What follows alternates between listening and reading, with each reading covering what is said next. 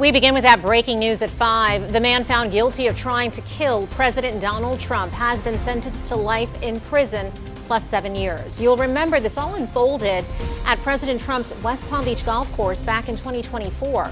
A Secret Service agent spotted Ryan Ruth near the golf course fence line with a loaded rifle. Good evening. I'm Felicia Rodriguez. I'm Todd McNamara. Thanks for joining us here at 5. Our team was in the courtroom throughout the trial. Ruth represented himself as his lawyer. The team included investigative reporter Terry Parker. Terry, you've been following the case since the beginning. Tell us about what happened at sentencing in the courtroom today. Dramatic moments, and Judge Eileen Cannon not holding back, telling Ryan Ruth that you are not a peaceful man. You are not a good man, as she sentenced him to life for an assassination plot that she said almost succeeded.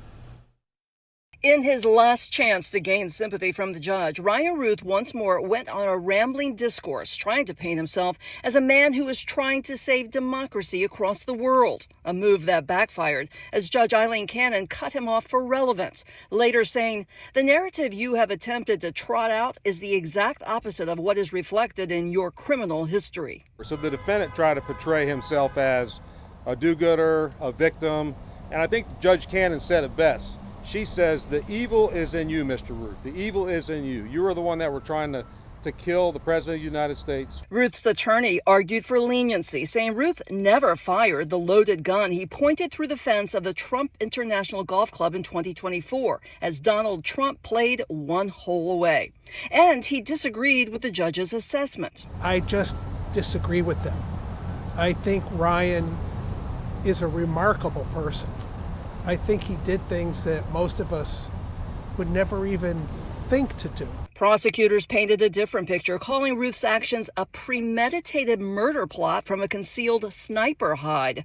They said if not for a brave Secret Service agent who spotted Ruth and came face to face with his gun, Ruth would have killed President Trump. Cannon agreed, sentencing Ruth to life plus 7 years. Ruth stone-faced, but a few minutes later smiling, winking, and blowing a kiss at his sister and brother as he left the courtroom. And Judge Cannon said even if the sentencing guidelines did not recommend life in prison, she would have sent down that sentence anyway, using her judicial discretion. She says to Ruth, "There's no doubt you intended to kill, and you almost achieved your evil plan." Meantime, Ruth's attorney tells me that he does plan to appeal both the conviction and the sentence within the next few days. In Fort Pierce, Terry Parker, WPBF 25 News.